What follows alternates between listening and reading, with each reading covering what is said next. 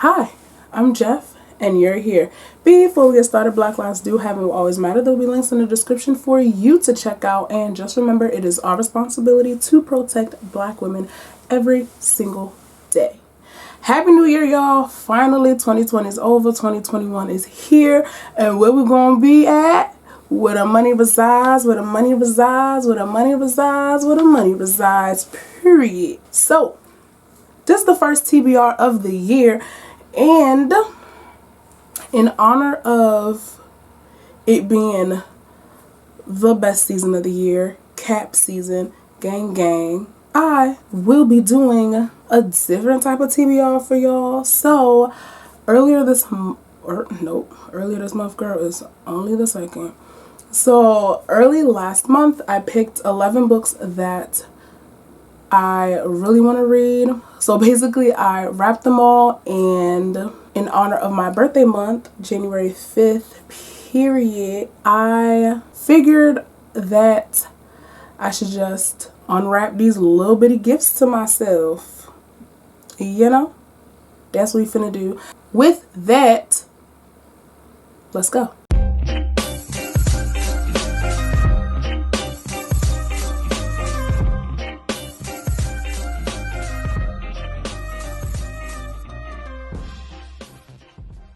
Before we get into that, let's actually talk about the books that I will be reading that are not wrapped. First, we have our book club book of the month, what's it called? The Color of Law, written by Richard Rothstein. This is the January book for Nougats and Novels. I will have an announcement video up on my actual birthday. This is what we're reading. And secondly, I told myself that in honor of this new year and new beginnings and all of that, I will be reading all of the Artemis Fowl books. If you guys saw my booktuber newbie tag, if you didn't, it will be up here as well. This was one of the series that really got me into reading, and so I feel like it's time to just get back to the basics, get back to my roots, and just see if this series deserves to get all that credit. I'll probably do a reading vlog, and this probably will take me more than just this 1 month because it is 8 books and I have a lot of other books to pull today. So there will be a reading vlog of me trying to read all of these. I'm thinking, if I could read 2 a week, I should be done this month. But the books that I wrapped, what are they? They're thick. Thick. And we're going to see. And lastly, my buddy read book with Michelle is Kingdom of Souls by Rena Barron. We picked this at the end of December. And so I guess we're just going to add this too. All those logistics at the way. Let's roll. Let's get into it. Child. Oh my God. That was a 4. We just going to have to see, honey, child. But I already got like 9. So, look. Low numbers, baby. Hold it, won't you do it. Alright, y'all. So I rolled a film. So 1 starts here. 11 is down here, and let's just get into the rolls. So roll number 1 is again a 7. So 1, 2, 3, 4, 5, 6, 7. Oh, she's not that thick. What book was this? Child, I do not remember. Girl, you wrapped this so nicely. You better unwrap it the same way. Yes, definitely, yes. We'll get better with the throwing. So first we have How It Went Down by Kika Magoon. This is about a boy named Tyreek Johnson this book is about Tyreek Johnson, a black man who dies from 2 gunshot wounds, and his shooter is Jack Franklin, a white man. So in the aftermath of his death, everyone has something to say in his community. So this book is basically told in the perspective of different members of his community and how they're coping with this death and this seemingly racially fueled murder. I'm really excited, and this is one of my less thick books that I have here, so TBR gods are with me. Roll number 2. What'd I say? 10. So if this is 7, 8, 9, 10. Okay, okay. We are avoiding the thick books, but I know we can't do that for long. This is They Wish They Were Us by Jessica Goodman. This girl goes to a preppy school. Her best friend is killed. Her boyfriend admits to it. This happens when they were freshmen, and now this happened when they were freshmen in high school.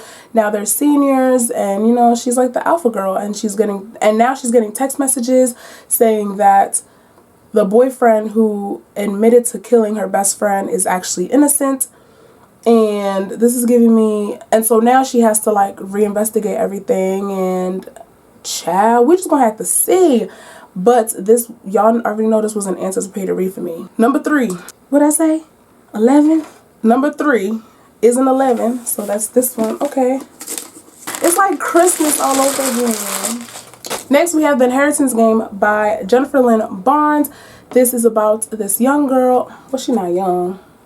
This young lady named Avery. She gets this letter from this man who bequeaths his home and his fortune to her. She doesn't know this man, but she's like, okay, girl, it's hard out here for a pimp, so we just gonna take this and run. Okay. She gets to the house, but the letter doesn't tell her that she has to live in the house with the people who he jilted of this inheritance, because they were expecting to get it, but then he was like, this random girl's gonna get it. So now she has to live with a whole bunch of people who are thinking that she stole his money, that she doesn't deserve the money, and she gotta just make it through. And you know, she makes it through, and that money in that house is hers. Where she at, where the money resides, where the money resides, where the money resides, where the money resides, period. Number 4. What did I say? 8? Okay, these books, I'm picking the small books. Oh, that means that pretty soon I won't have no more small books to pick, baby. Yes. What is this? I don't even remember. This is Girls of Paper and Fire by Natasha Nguyen. It says, back here in my land, we're known as paper girls, easily torn, existing only for others to use and discard. But there's something they've all forgotten about paper. It can light the world on fire and make it burn. Who did I hear talk about this?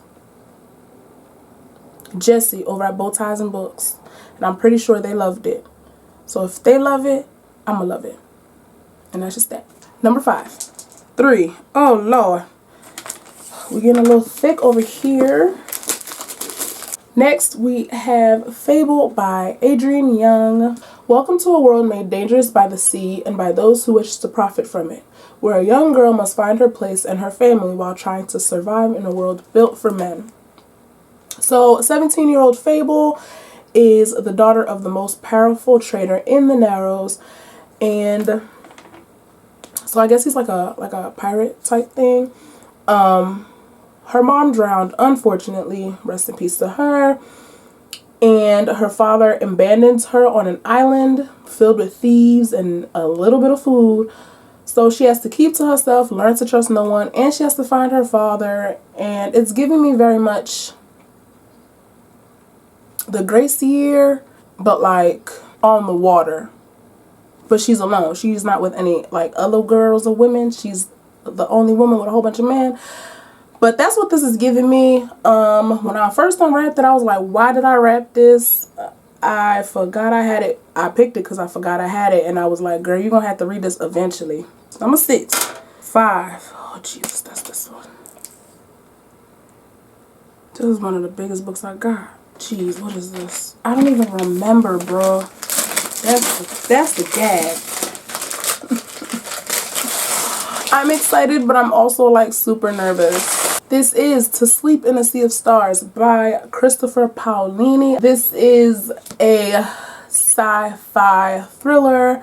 I watched Life as Monet talk about this, and I said, well, okay, sis, I'm gonna pick it up. I read a lot of fantasy, but not science fiction. So, child, yes, this is about Kira, who finds an alien relic, and then when she picks up the relic, instead of just leaving it where she found it, honey, the dust around her starts to move, and now there's a war among the stars, and she's launched into a galaxy-spanning odyssey of discovery and transformation. While Kira faces her own horrors, Earth and its colonies stand upon the brink of annihilation.